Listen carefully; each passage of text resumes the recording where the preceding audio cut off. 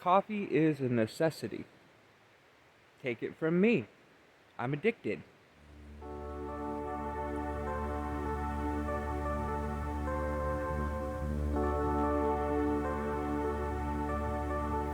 What's up, buttercups?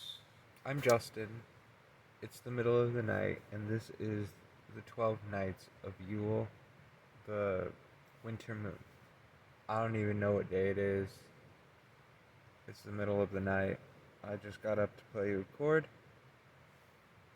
Here it is. A minor.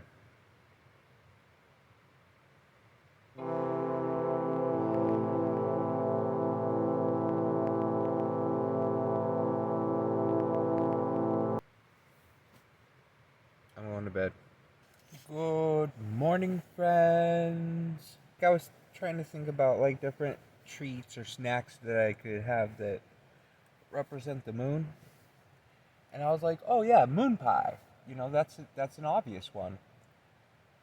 I couldn't find a moon pie anywhere. I went to like, I don't know, 10 different stores, no moon pie. I don't know if they stopped making them or what's going on with that. But, so I decided to make my own pie. It's not quite a moon pie, but I crushed up some graham crackers. And then I mixed that with, I melted some coconut oil. And then I put the graham crackers in there to make the crust. And then I had some instant chocolate pudding. And I put that in. And then this marshmallow cream on top and with some blue sprinkles. So I'm going to enjoy that for breakfast. One thing I did want to talk about for this series, animals have been kind of a minor theme. You know, we had the wolf moon, and Amanda is the fox in the moon, and I'm camel on trail. But I did want to talk about my favorite animal. Because even though I'm camel, a camel is not my favorite animal. I think they're cool, but not my favorite animal. My favorite animal is the penguin. It's kind of always been my favorite animal. I like how they look. I like how some species are monogamous or semi-monogamous. I think it's cool how some of the species have really cool like mating rituals. I like that they're flightless birds, but in the water they can fly like nobody's business. Yeah, I tend to channel my penguin soul if I'm on snow, like especially like crossing creeks on rocks. I channel the rock hopper penguin within myself. Anyways, I'm about to eat this and get on with the day. Suppose I will see you for coffee and poetry. It's time for coffee and poetry. Haha. Okay. For today's poem, I wanted to write something kind of simple, but also that just sounds cool. So I don't think that this is like an official poetic form. I just kind of made this up. It's 11 lines, and it just has a simple ABAB structure. I miss the desert, where you can easily see the moonrise over the rocks, whereas when I'm in the trees, I have to wait so long, like growing locks, for that disk's full height to be reached. As I wait, the bitter cold mocks, but moonsight is important to me. I look down at my clock, wondering if I should make some tea or go for a walk. Where, oh where, could this moon be? And that's it. Okay, not the greatest poem ever written, but I'm writing so many poems these days that they can't all be great, you know? I will see you tonight for moonrise early in the morning. It's night 10. Okay. Yeah. Here's the chord for the night. It's a D major.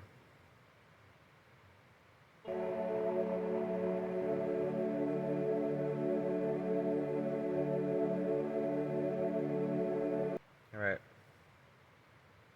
See you in the morning. Good morning, friends. Um, so one thing that most everybody experiences that I don't, I never really have, I don't think. Um, and apparently people experience this quite often, and that is boredom. I think sometimes I get antsy and want to move on to something else, but I think that has more to do with the fact that I just don't really like being stagnant versus boredom. Um, I guess like sometimes I'll be watching a show or something, and I'll describe it to somebody as being boring, but I think it's more that it's just uninteresting than than boring. um, One of the reasons why I don't get bored is because there's always something to do. I remember when I was a very little kid, I went to my mom and I told her that I was bored. And she gave me this list of like 10 things that I could do. And of course, I didn't want to do any of those things because I wasn't actually bored. I just wanted her attention. And in my, 3 or 4 year old mind, I wasn't able to make that connection and express that to her. Huh. I wonder if, like, maybe boredom actually isn't a thing and nobody experiences boredom, but when people feel like they're bored, maybe they're just craving attention. I don't know. That's something for the scientists to figure out. Another reason why I don't get bored is because I have a very vivid imagination. I will frequently watch whole movies or shows in my mind. Sometimes it's like something that I've seen before. Sometimes I will just like create a scenario in my head and just let it play out, or create whole movies from scratch. Anything that you can do in real life to stave off boredom, I can do in my brain. And you might be thinking, okay, Justin, that's not really the same thing though. And you're right, it's not the same thing, it's completely different. But I would say that in a lot of cases it's much better because in my imagination I have complete control over the scenario, the weather, the other people that are present, what their attitudes are, my own attitude, without regard for money or time restraints or anything. You could just do anything. Even you can do things that you wouldn't even be able to possibly do in real life. So that's way more fun sometimes. Though I'm not going to discount how wonderful it is to make human connection with actual living, breathing people in present. But that being said, if you're bored, or if I was to be bored, I would just think of something cool to do in my head and do it. I could do that for hours if I wanted to. It's not Saturday, but I'm gonna pretend like it's Saturday, and I'm gonna have cereal and watch Saturday morning cartoons in my head. So I got a very special kind of cereal. It was very hard to come by, but I found it. It is limited edition. Oops! All Moon Lucky Charms. It's small batch. There is a place in my heart for one thing. It may not be what you think it should be. Mostly it is something you cannot see. It is worth waiting for what it will bring.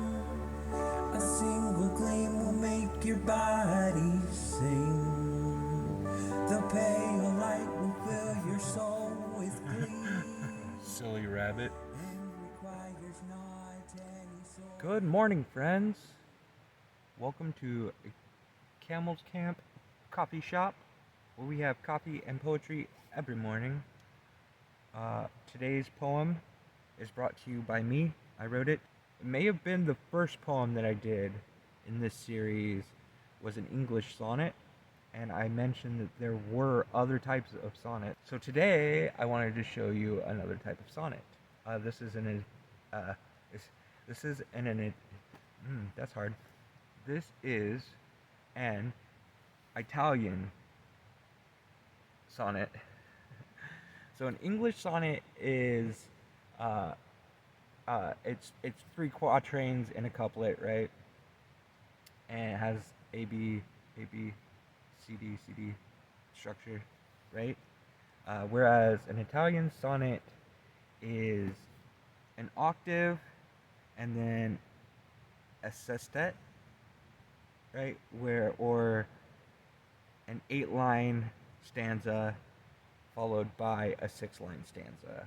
And the rhyme structure is A, B, B, A, B, B, A for the octave.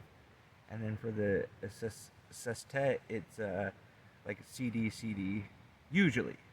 Not always, but usually. That's what we're doing today. So here is the Italian sonnet that I wrote about the moon.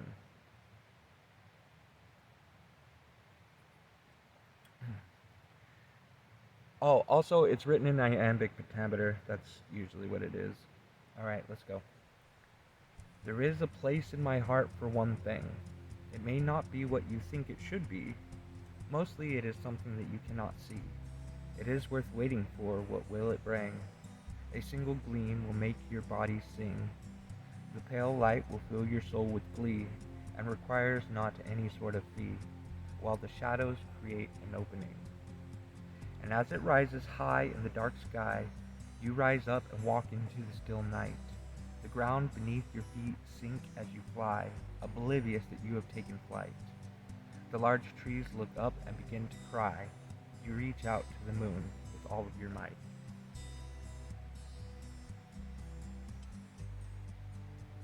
That's it. Okay, see you tonight. Good morning, friends. I guess it's morning or evening. I don't even know. Anyways,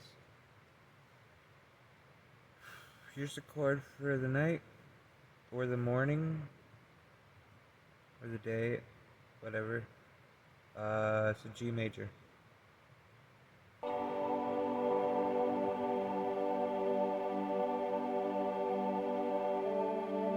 That's it. See you later, alligator. Good morning, friends. I am about to go on another mid-moon walk. Last time I did a mid-moon walk, it was in the middle of the night, and it was fine, but couldn't really see much. So now that the moon is high up in the sky, can't really see it because the sun is coming up, but at least I'll be able to see some stuff on my walk. Alright, let's go. Alright, so I brought a snack. This is a Luna bar for the Luna moon. And it is blueberry bliss. Ooh, should be good. Let's try it out.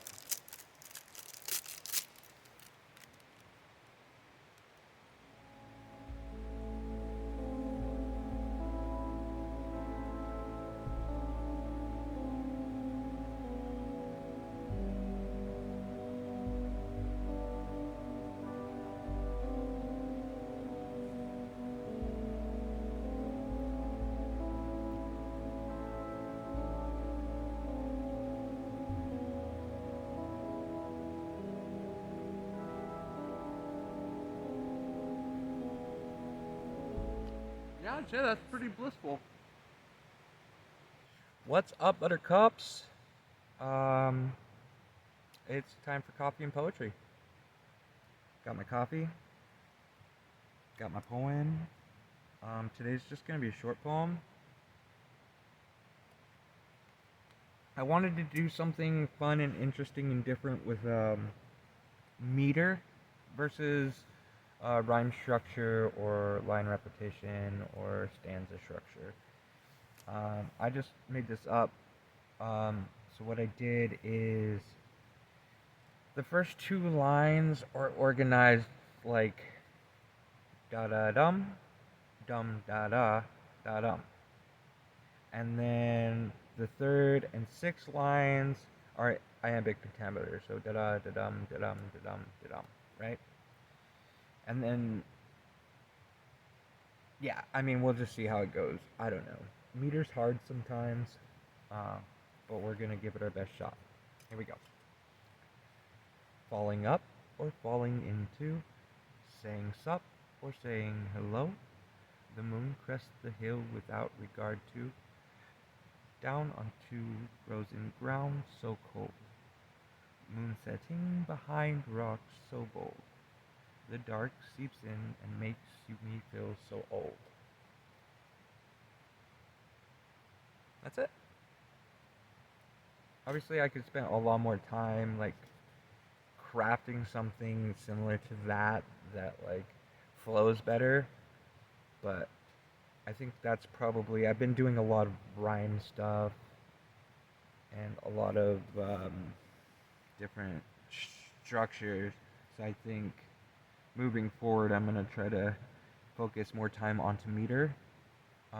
Meter also, like if I'm writing lyrics to a song, meter becomes even more important because the meter of the poem is going to dictate the rhythm and flow of the music of the song. And it's a lot easier to put, like, let's say each line is 5 or 10 syllables.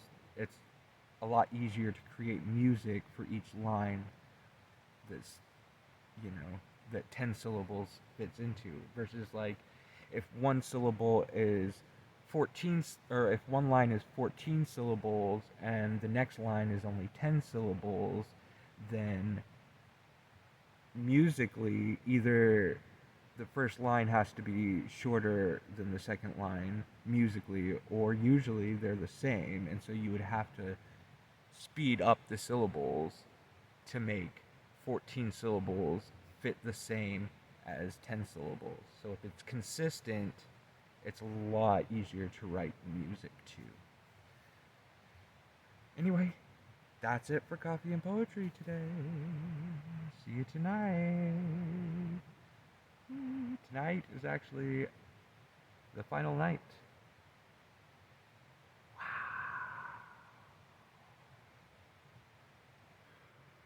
What's up, buttercups? It's the last day of Yule. It's early, but it's too early to be awake. So, yeah, I'm just gonna play this chord and then I'm gonna go back to bed. The chord for this, whatever this is the E flat minor. So it is mid-moon, and I'm all packed up and about to hike back into town. I'm about 15 miles from town, so by the time I get to moonset, I should be pretty close to town, and then we'll have coffee and poetry there. So yeah, let's go hiking. For a snack on my hike, I made these mooncakes. I just took some plain rice cakes and I melted some candy and put that on top to represent the phases of the moon. There's also sprinkles. Yum. What's up, buttercups? It is moonset. About probably like 6 miles from town. And it is time for coffee and poetry. Normally, we do this in Camel's Camp coffee shop, but I'm here at this lake.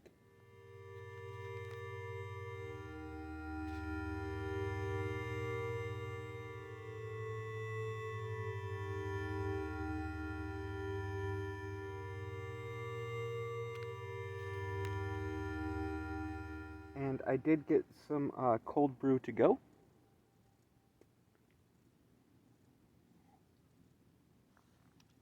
And I got my poem. This poem, I used Amanda's form. Amanda created this form, and it's really cool. As far as the structure goes, it's 6 lines, and it has an ABCCBA rhyme scheme, and each line is supposed to stand alone, but also fit into the overall theme. And then throughout the poem, you're supposed to describe where you are and how you feel. So what I did is, when she originally messaged me about this form, I got really excited and I wanted to try it out. So I wrote a poem, and then for this, I wrote a second verse as well. So I have 2 6-line stanzas, and it's called A Dream. Under both moons I sit alone. Shadows dance on nearby water, and it makes me sad. The stars in the ground start to burn. I look to my hand for some lesson to learn. Images meander past like some memories I've had. Pale blue light shines, a peaceful tone. I can hear the pale light flicker and the willow moan. A dragonfly flutters by, scantily clad. Loneliness grows from my chest like ferns, unable to accept for what my heart yearns. The moons cry out that I am going mad. The faces that I see are not even flesh and bone. That's it. And that's it for 12 Nights of Yule, the winter moon. In a circle, the circle of life.